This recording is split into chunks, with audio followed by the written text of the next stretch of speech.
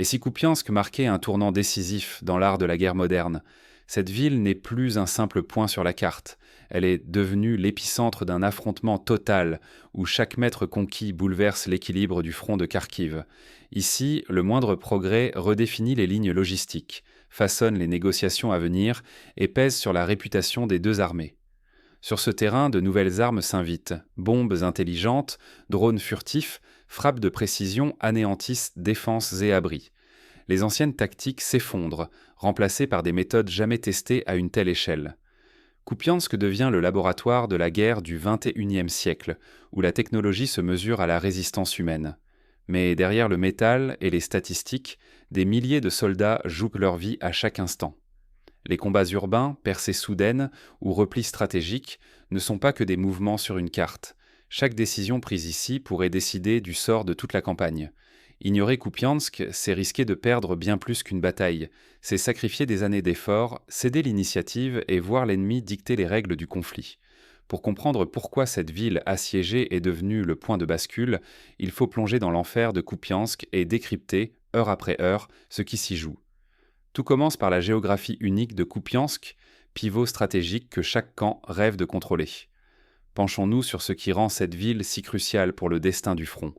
En apparence, Kupiansk n'est qu'un point sur la carte, posé au bord de l'Oskol.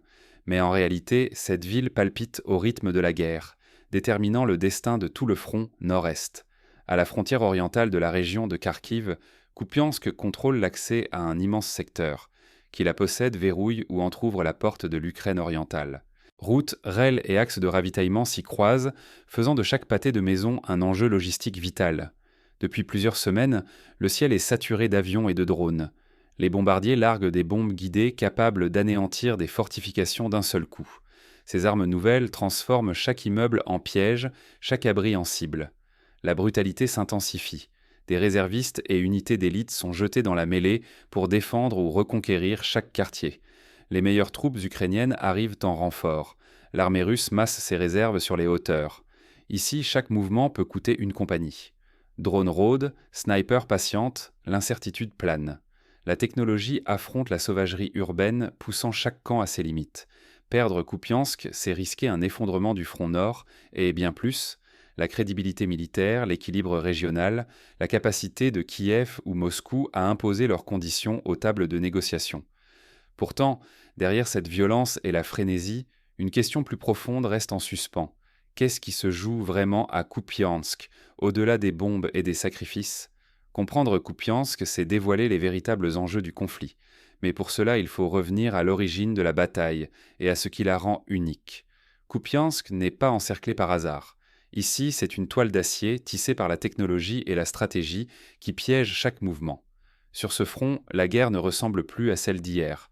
Chaque pas, chaque tir est dicté non seulement par la bravoure, mais surtout par une armée d'outils, numériques et mécaniques qui réécrivent les règles du combat. Les bombes guidées, précises et dévastatrices, rendent les anciennes défenses presque inutiles.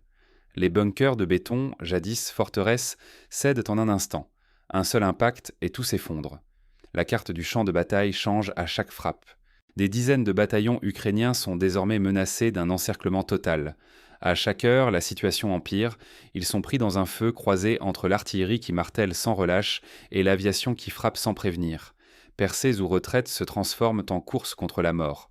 Pour isoler ces forces, tous les ponts, véritables artères vitales, ont été détruits un à un. La logistique ukrainienne s'effondre.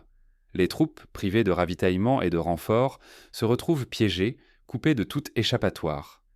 Traverser la rivière Oskol, autrefois banale, relève désormais de l'exploit. Dans cette nuit de chaos, la technologie ne sert pas qu'à détruire, mais aussi à survivre. Des robots chenillés et des drones de transport, parfois gros comme une petite voiture, traversent la zone grise sous le feu ennemi. Ils livrent des munitions, évacuent des blessés, expérimentent de nouvelles tactiques. Kupiansk devient un laboratoire vivant de la guerre automatisée. Chaque heure ici est une loterie mortelle. Pour chaque soldat, chaque minute peut être la dernière. Les pertes se comptent déjà par centaines, et la tension monte alors que l'étau se resserre. Vouloir tenir à tout prix, c'est un pari dangereux pour le commandement ukrainien. Miser sur la résistance, c'est risquer l'anéantissement de ses meilleures forces et une perte de crédibilité difficile à réparer, aussi bien auprès des alliés que face à l'ennemi. Dans ce bras de fer, chaque décision prise à Kupiansk pèse bien au-delà du champ de bataille. Le monde entier observe, conscient que l'issue ici pourrait décider du sort de toute la région.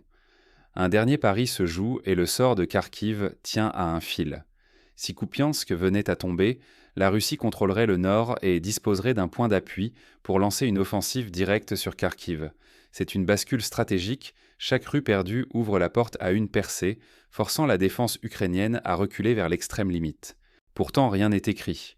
Une contre-offensive ukrainienne bien menée pourrait inverser la dynamique, ranimer l'espoir sur tout le front et rappeler qu'il est encore possible de repousser la vague russe, d'éviter l'encerclement. La bataille s'enfonce dans une guerre d'attrition féroce. Des deux côtés, les réserves humaines et matérielles s'amenuisent à un rythme effrayant. Chaque jour, les pertes se chiffrent en centaines, sans qu'aucun camp ne puisse remplacer hommes ou équipements à la hauteur des destructions.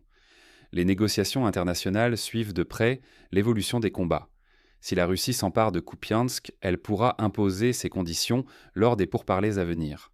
A l'inverse, si l'Ukraine tient, elle gagnera du poids dans la redéfinition de l'équilibre régional. L'information elle-même est une arme, mais la réalité crue des tranchées brise les illusions.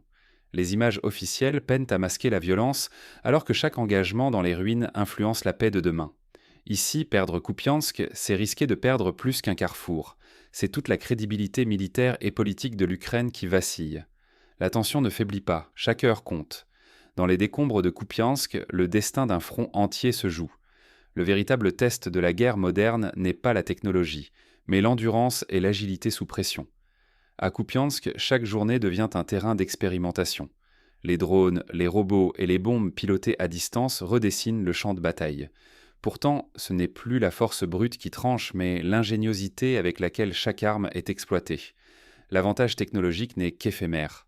Rapidement, la créativité humaine, la capacité d'improviser et la résistance à la peur prennent le dessus. Dans les décombres urbains, la supériorité des machines s'effrite. Seule une adaptation constante permet de survivre et de garder l'initiative. Kupiansk rappelle brutalement que la guerre n'obéit à aucune théorie. Les plans les plus minutieux s'effondrent face à l'imprévu. Un missile bien placé peut anéantir des semaines d'efforts. Une simple erreur de logistique, et c'est une unité entière qui vacille. Ici, chaque armée affronte la fragilité de ses certitudes. L'innovation n'a de valeur qu'accompagnée de résilience. Ceux qui tiennent, s'adaptent et communiquent efficacement sont les rares à survivre. La technologie reste impuissante sans sang-froid ni faculté d'apprentissage sous le feu.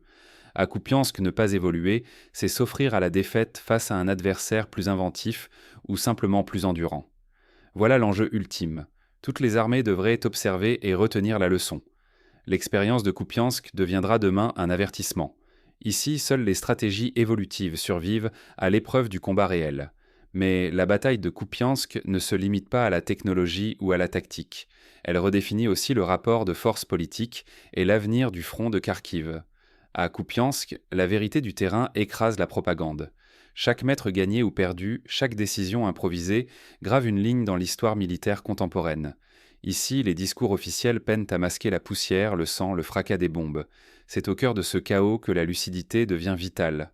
Mal comprendre cette bataille, c'est se condamner à l'aveuglement lors des conflits à venir. Négliger Kupiansk, c'est ignorer comment tactique, technologie et stratégie politique s'imbriquent désormais. La tension, elle, ne baisse jamais. Les enjeux ne pourraient être plus hauts. Honneur militaire, stabilité régionale, avenir de milliers de soldats. La moindre erreur peut coûter un territoire, une armée, la crédibilité d'un État, voire la mainmise sur la paix. Rester informé et lucide, c'est l'arme la plus efficace face à la manipulation. Refuser de se laisser emporter par des récits biaisés, rester fixé sur les faits, c'est garder sa place d'acteur et non de spectateur impuissant.